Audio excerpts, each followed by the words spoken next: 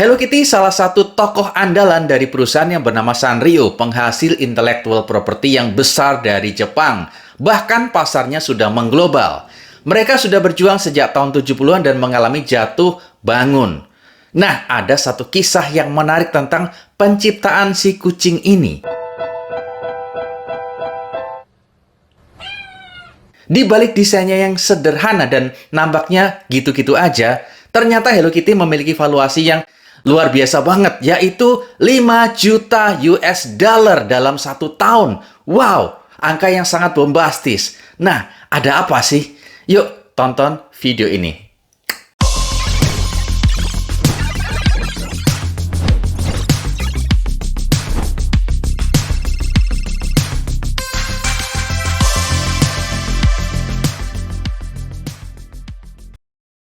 Hello Kitty disukai mulai dari anak-anak, remaja, sampai orang dewasa. Di balik desainnya yang simpel, ternyata Hello Kitty kini menjadi bintang dan selebritas.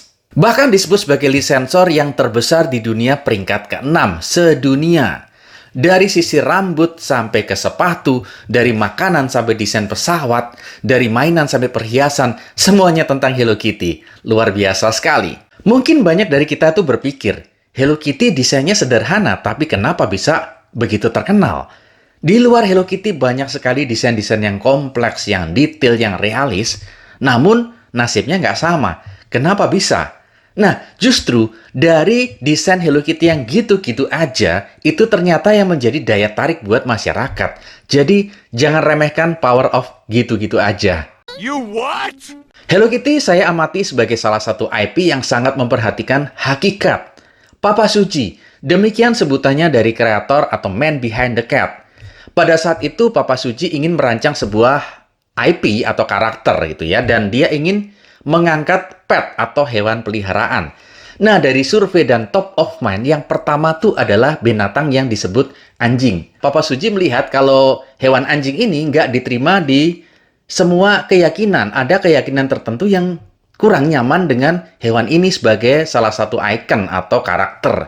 Dan akhirnya Papa Suji turun ke peringkat kedua. Disitulah kucing muncul.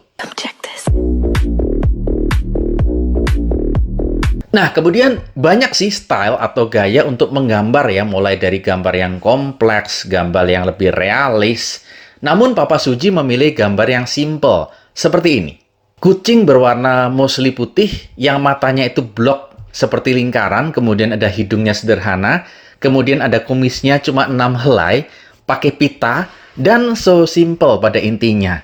Tapi siapa sangka justru desain Hello Kitty ini yang mulai populer di tahun 70-an itu juga ikut mendorong budaya baru di Jepang yang disebut sebagai budaya atau culture kawaii. Budaya ini kemudian menyebar sampai ke Amerika dan seluruh belahan di dunia. Saya mengamati bagaimana kreator dari Hello Kitty itu memiliki empati yang sangat besar. Mereka memahami siapa segmen atau market yang sedang dituju, yaitu anak-anak perempuan. Bagaimana persona atau karakter dari anak-anak perempuan pada umumnya. Di sini ada 3 hal yang kita bisa belajar. Pertama tentang pet, bahwa setiap anak itu menyukai pet. Nah, kalau yang satu ini, nggak cowok, nggak cewek, biasanya anak kecil suka pet. Itulah kenapa si Papa Suji itu tidak menggunakan hewan-hewan lain seperti badak lah, ular lah, babi lah. Nani? Papa Suji memilih kucing. Ya, lepas dari tadi yang pertama anjing, karena Papa Suji juga melihat segmentasi yang lebih luas kalau dia menggunakan hewan yang bisa diterima di semua pasar. Kemudian yang kedua adalah kesederhanaan. Desain Hello Kitty itu sangat simpel, sangat sederhana. Bahkan anak SD, anak TK pun bisa menirukan. Nah, ini adalah kekuatan yang luar biasa, bahwa anak kecil itu menyukai kesederhanaan. Itulah mengapa Hello Kitty tidak didesain begitu kompleks dan realis.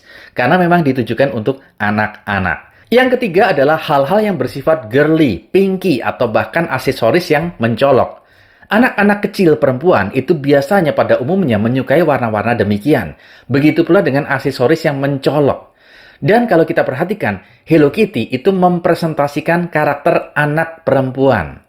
Ini hal yang luar biasa. Ketiga poin ini mengajarkan pada kita bahwa dalam bisnis IP itu nggak cukup ya, nggak cukup. Cuma jago desain, cuma jago animasi, cuma jago literasi bisnis. Tapi ada satu hal yang kita harus tahu, yaitu pahami hakikat pasar Anda. Hello Kitty sudah membuktikan bahwa merancang sesuatu dengan mengikuti hakikat atau hukum alamnya itu akan memudahkan kreator untuk masuk pada market yang sedang dituju. Dibutuhkan zero ego untuk menjadi Papa Suji. Sekali lagi, dibutuhkan zero ego untuk menjadi Papa Suji. Sekali lagi, dibutuhkan zero ego untuk menjadi Papa Suji. Seorang kreator itu seringkali terjebak pada asumsi dan idealismenya sendiri. Nah, dalam bisnis IP, yang penting itu adalah apa yang pasar suka. Dengan fakta, dengan data, apa yang pasar suka. Bukan apa yang kreator pikir pasar bakal suka. Hati-hati dengan asumsi itu. Nah, yang terakhir nih, dengan spirit small give big smile. Tomorrow give you big smile. Nah, yang terakhir nih, dengan spirit tomorrow give you big small give big smile atau small give big smile, Papa Suji ternyata menyimpan 3 filosofi hebat tentang Hello Kitty. Yang pertama, be nice. You have to be nice to be loved.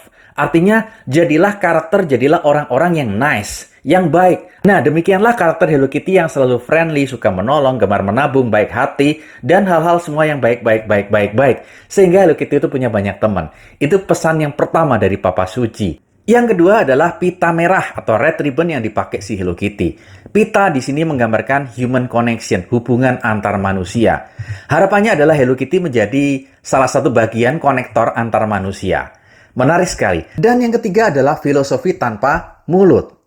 Nah, untuk yang satu ini seringkali dikaitkan oleh para netizen budiman dengan kisah-kisah dark, kisah-kisah yang kelam, kisah-kisah horor di balik penciptaan Hello Kitty. Dan pastinya semua itu adalah hoax. Papa Suji itu punya kerinduan bahwa kebaikan itu akan termanifestasi dengan jujur lewat tindakan, bukan lewat mulut atau kata-kata. Itulah jawabannya. Dan ternyata sangat menarik ya, 3 filosofi tersembunyi di balik tokoh Hello Kitty. Dalam banget.